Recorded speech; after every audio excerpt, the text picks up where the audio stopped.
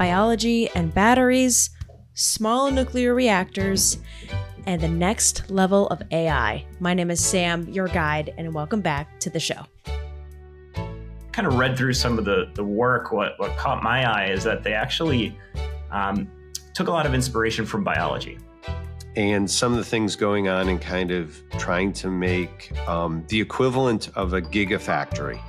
It's a big deal. There's some really promising stuff. We're investors in some, we want to be investors in others.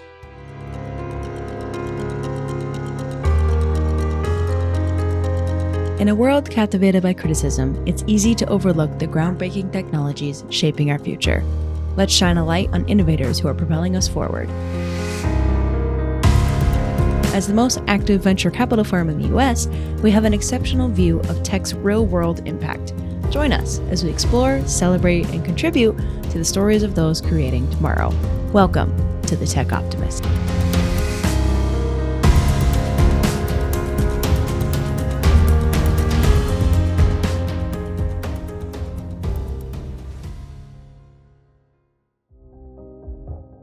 As a reminder, the Tech Optimist podcast is for the informational purposes only. It is not personalized advice, and it is not an offer to buy or sell securities. For additional important details, please see the text description accompanying this episode.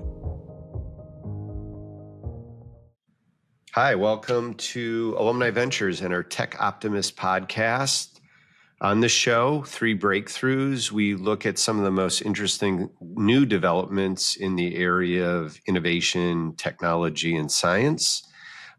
Particularly with an eye of, areas that we're interested in investing in, understanding better, think have huge potential. I'm Mike Collins, the founder and CEO of Alumni Ventures, and I'm joined by Matt Caspari, who's one of our managing partners in our Menlo office.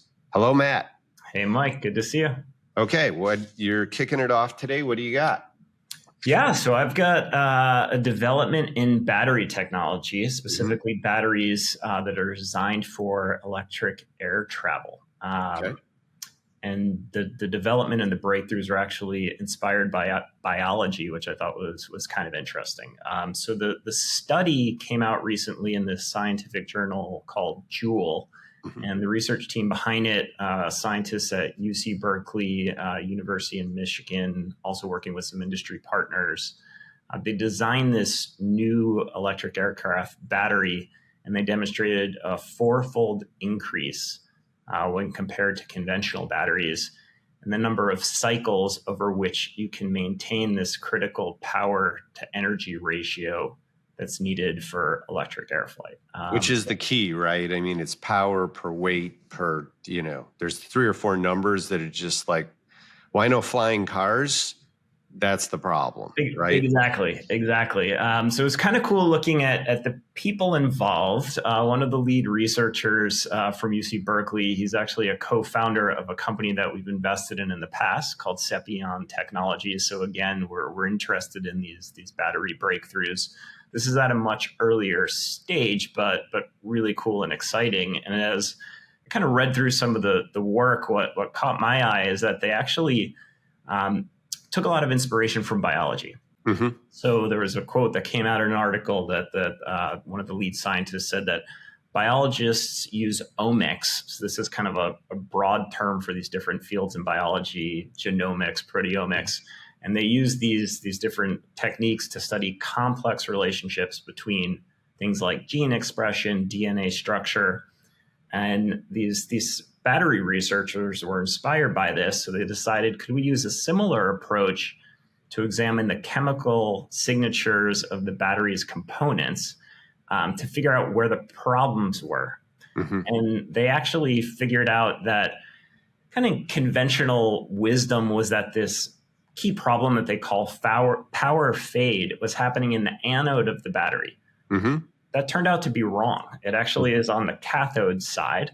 And using these insights, they came up with a new electrolyte, the way they're moving the electrons through the battery. And they were able to put in special salts into this electrolyte. So this was the breakthrough that allowed for this significant increase and actually makes the batteries resistant to corrosion, So exciting. And then they're actually going into actual flight testing is the next big step in 2025. So pretty cool breakthrough. Yeah, no, that's very cool. And again, we see these cross-discipline things are so important to kind of innovation.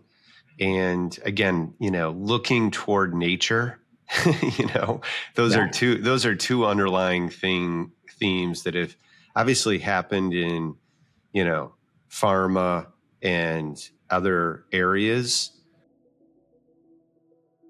I'm here to provide another footnote for this first breakthrough that Matt has shared with us today. So really quick, I'm going to break down, how a battery works, right? And Matt brought up some keywords like cathode and anode, and I had no idea what those meant in reference to a battery. But cathodes and anodes are essential components in a battery that work together to generate electrical energy through electrochemical reactions. And sort of here's a little bit on how they function, right? So a cathode is the positive electrode in a battery during discharge. So, when you take like a AAA or a AA battery or even a D battery, you see that there's a plus or minus on either side of the Duracell battery or Energizer, or whatever battery brand you're loyal to, right? I personally have never known what those meant. And you know how in certain things you have to put them in their correct ways. The correct charges are on the correct side within whatever electronic you're putting it in. So since the cathode is the positive electrode in the battery, it receives electrons from the external circuit and undergoes reduction, meaning it gains electrons. Typically, it's made of metallic oxides like lithium cobalt oxide or lithium iron phosphate, and during discharge, positive ions, or cations, move towards the cathode through the electrolyte. We're going to get to the electrolyte here in a second. So anodes. The anode is the negative electrode in a battery during discharge. It releases electrons to the external circuit and undergoes oxidization, meaning it loses electrons. Often made of materials like graphite or silicone in lithium-ion batteries. During discharge, it releases electrons and ions. So how they work together, right? During discharge, the anode, the negative, releases electrons to the external circuit. Those electrons flow through the connected device, providing electrical power.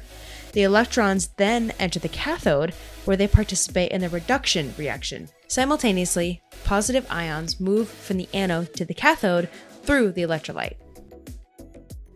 So now that we all sort of understand, in general, how batteries work, the paper that Matt was talking about, published by Joule, is public and it's out there on the website. We'll provide a link in the show notes. But they provided some highlights and summary that you can get for free before you purchase the paper and read that for yourself. So I'm going to share those. Some highlights. Mixed salt, locally superconcentrated electrolytes enable high power and low fade. Omics analysis reveals structure, function, and evolution of battery interfaces. Low LIF and high organofluorothers in CEIs improve performance in LI-NMC811 cells. High-capacity cells tested in realistic missions, capturing vertical takeoff and landing.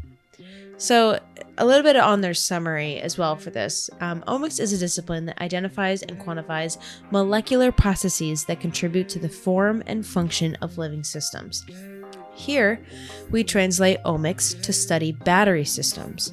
By employing precision and analytical capabilities across chemical space, we delineate the structure, function, and evolution of interfaces when cycling Li nickel manganese oxide NMC811 cells at high power and high voltage with mixed salt locally superconcentrated electrolytes.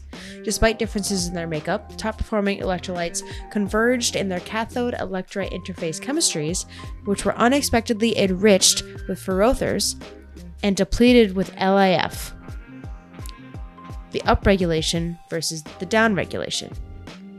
Moreover, these atypical CEIs more effectively suppressed leakage current, cathode corrosion, and cathode fracturing, extending the battery life. All of you scientists out there and all of you biologists that are listening, I hope you understand that a little bit better than I do. I got the general gist, but if you want to read the paper, that Matt here is talking about and Matt shared. We'll have a link for it in the show notes, but figured we would share. And let's get right back into Mike's breakthrough right after this short break. Don't go anywhere. Hey everyone, just taking a quick break so we can tell you about the U.S. Strategic Tech Fund from Alumni Ventures. AV is one of the only VC firms focused on making venture capital accessible to individual investors like you. In fact, AV is one of the most active and best performing VCs in the US, and we co-invest alongside renowned lead investors. With AV's US Strategic Tech Fund, you'd have access to an investment portfolio focused on technologies that are critical to bolstering US national security and economic prosperity. We prioritize 3 key areas: homeland security, cyber AI and digital strategy, and space innovation.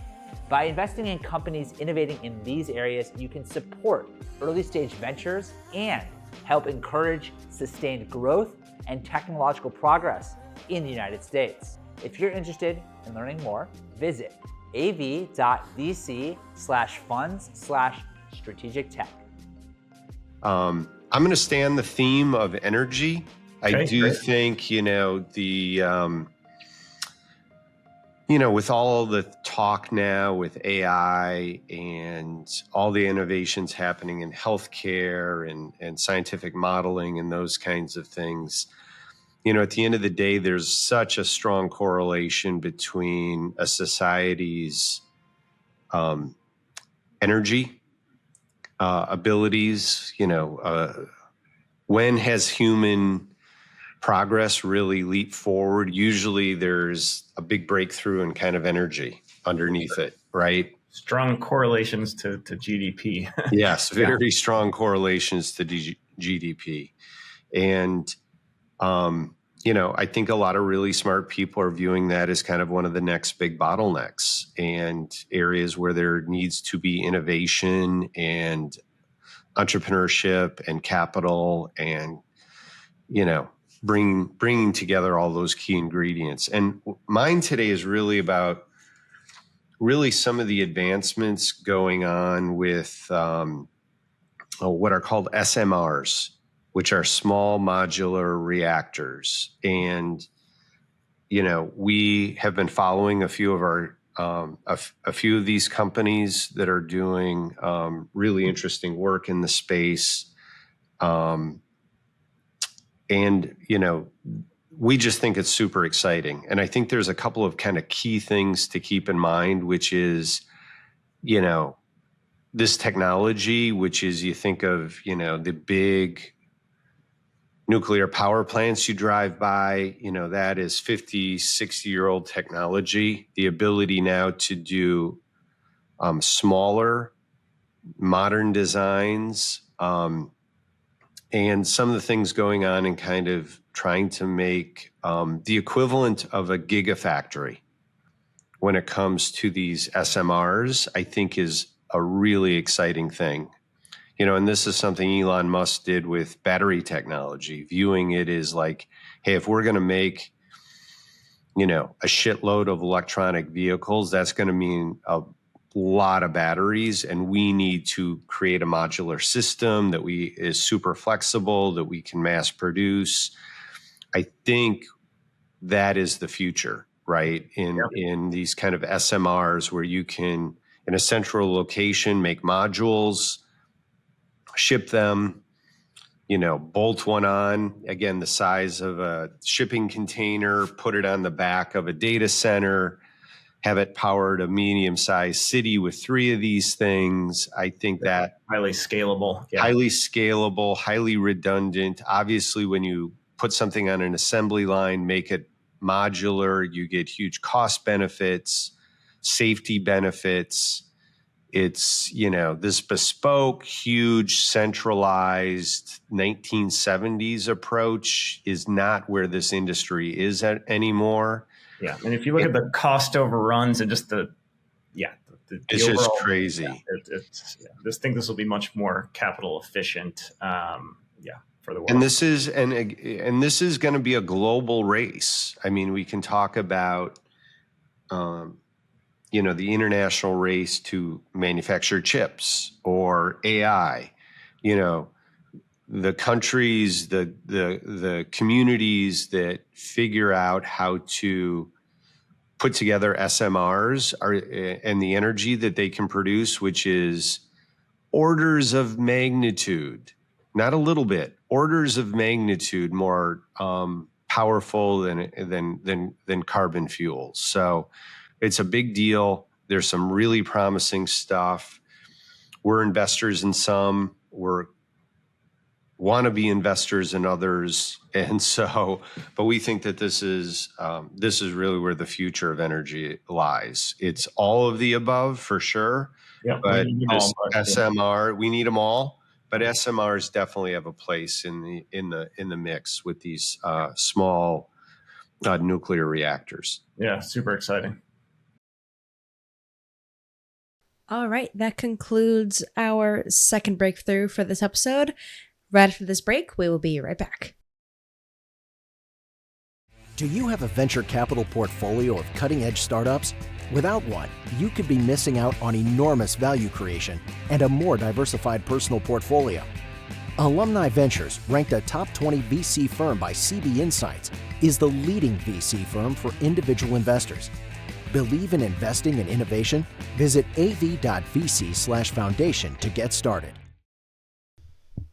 As everyone that is current to this podcast knows, I am not a nuclear physicist or a nuclear scientist. So I looked into SMRs, or small modular reactors, that Mike brought up today, and I wanted to define them a little bit and sort of, put out on the table what they actually do. So SMRs are significantly smaller than conventional nuclear power plants, with a power capacity of up to 300 megawatts per unit, which is about 1/3 of traditional reactors.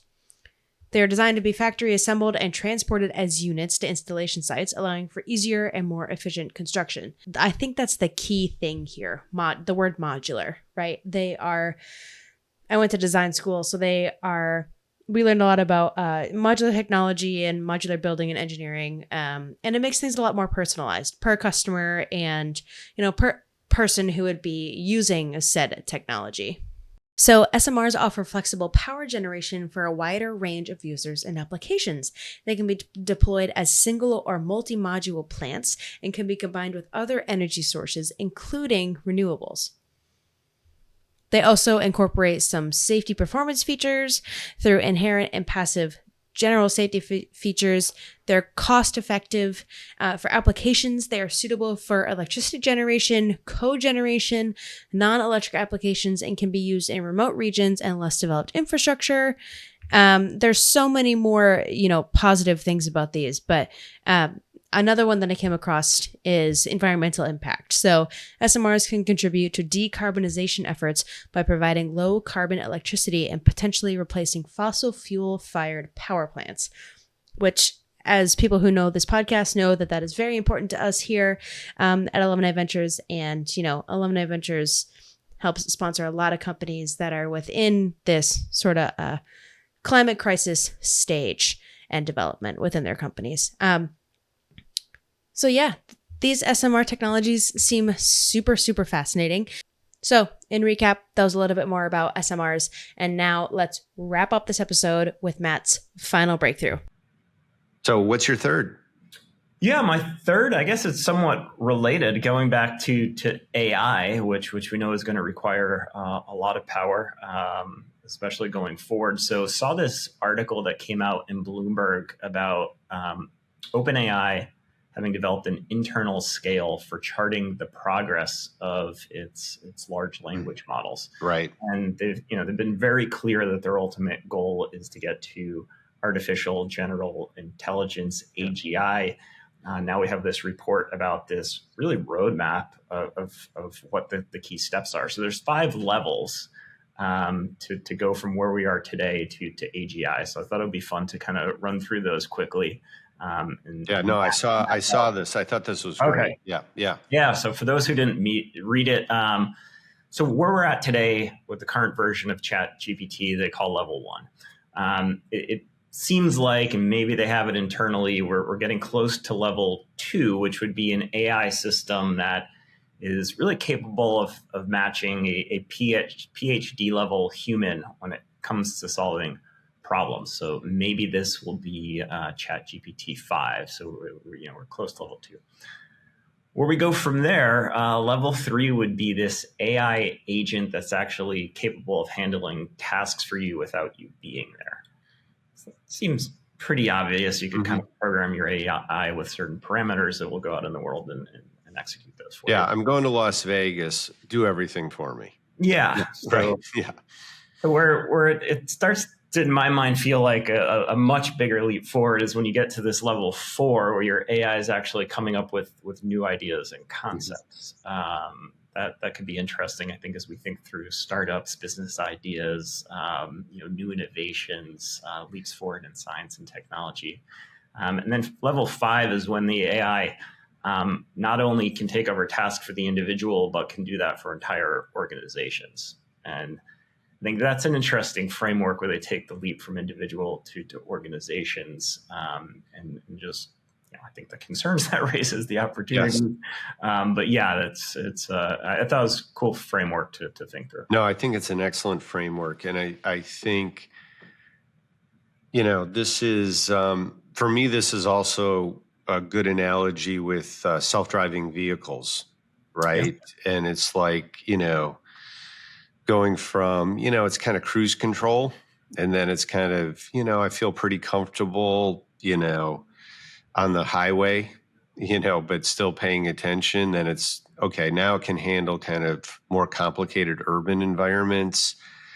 And we've been moving through those levels now. And I guess I'd argue we're probably kind of in the midpoint of, where, you can get in the back seat, say where you're going, and read the newspaper, or work on your phone, right? Waymo in San Francisco, which is, but we have moved through those, I think, in, the past 5 or 7 years. I think the interesting thing is, if we have a similar, we're kind of at 1.5 or 2 now, in my opinion. Yep. If we're at 4 or 5 in 5 to 7 years, the world changes a lot. And I think that is a very reasonable pacing. It actually seems to be moving faster than that. But, I think these frameworks are really good for us to, understand and monitor. And, I know in our business, it impacts kind of how we think about investing in startups today. It's like you have to be investing, understanding that the world's going to be at level 3 or level 4 when this startup today kind of is, hitting its stride and figuring things out. So,